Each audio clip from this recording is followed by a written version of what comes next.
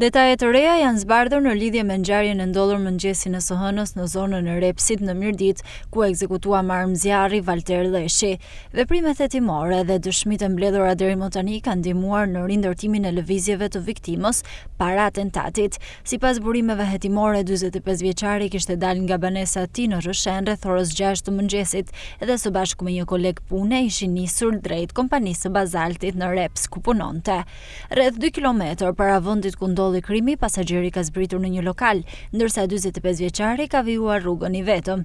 Hetuesit dyshojnë se lëvizjet e viktimës janë ndjekur që nga momenti kur ai ka dalë nga banesa dhe autorët janë sinjalizuar për itinerarin e tij dhe i kanë zënë prit në një kthes rreth 1 kilometër pa mbërritur në vendin e punës. 45 vjeçari është shëlluar nga një distancë afërt, duke marrë plak të shumta në kokë dhe fytyrë.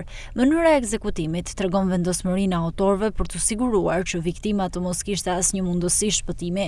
Gjatë 24 orëve të fundit, policia ka shoqëruar dhe marrë në pyetje disa persona që mund të kenë ndjeni për ngjarjen, por deri tani dëshmitë e tyre nuk kanë ndihmuar në identifikimin e autorëve.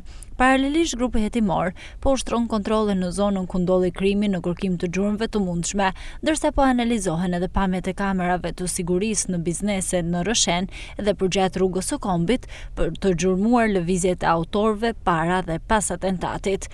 Valter Leshi u gjeti vrarë rreth orës 7:10 të mëngjesit të së hënës në rrugën Reps Spaq.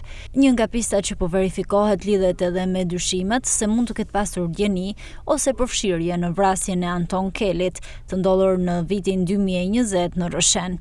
Për këtë çështje ai ishte marrë në pyetje në të kaluarën, por organet e drejtësisë nuk arritën të siguronin prova që ta implikojnë në atë ngjarje.